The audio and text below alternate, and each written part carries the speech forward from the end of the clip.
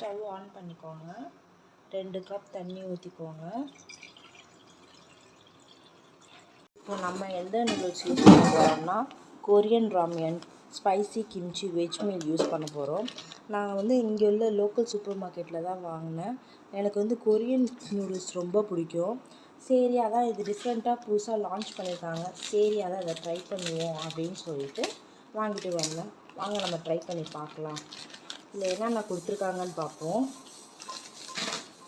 Open பண்ணி பார்க்குறேன். இப்போ தான் ஃபர்ஸ்ட் டைம் நான் செய்யவும் போகிறேன். என்னென்ன இருக்குது தெரியுமா? வெஜ்ஜீஸ் இருக்குது,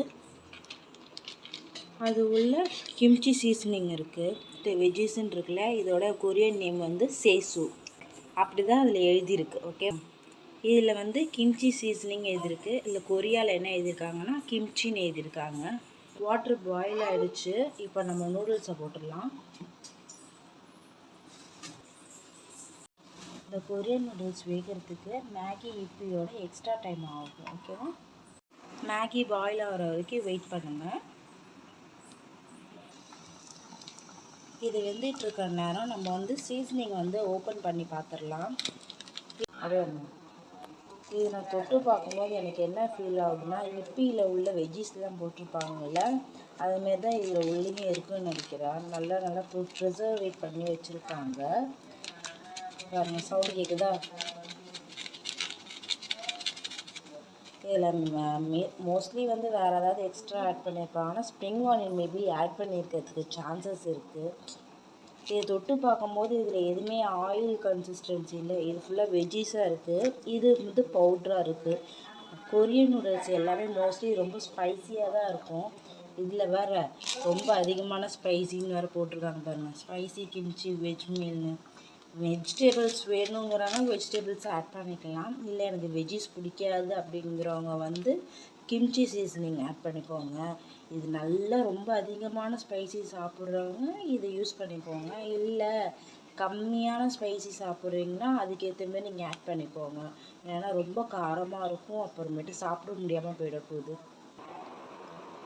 இப்போ மேகி எந்த கன்சிஸ்டன்சியில் வேந்திருக்குன்னு பார்ப்போம். இது இன்னும் நல்லா வேகணும். இது வந்து ஒரு மினிமம் 10 மினிட்ஸ் கிட்ட ஆகும். ஏன்னா இது கொஞ்சம் லேட்டாக ஆகும் பாயில் ஆகிறதுக்கு. நல்லா மூடி போட்டு கொஞ்சம் சீக்கிரமாக வேக வச்சுக்கோங்க.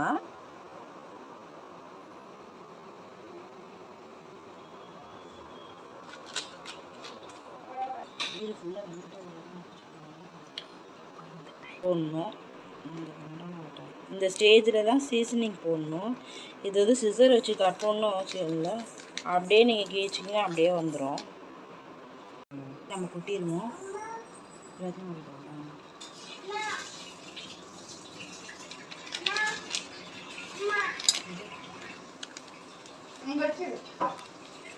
இப்போ கிம்ச்சி கொட்டிடுவோம். சீசனிங் கொட்டி பார்ப்போம். அதுக்கு ஏற்ற மாரி கொட்டிக்கலாம்.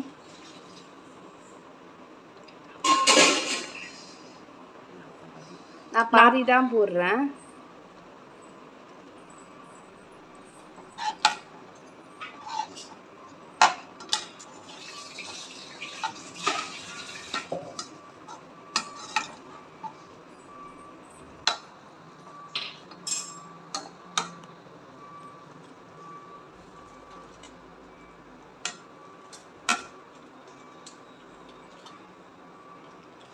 போதும். இந்த ஸ்டேஜில் நம்ம இறக்கிடலாம். அவ்வளோதான், ஃபினிஷ் ஆகிட்டு கொரியன் ராமியன்.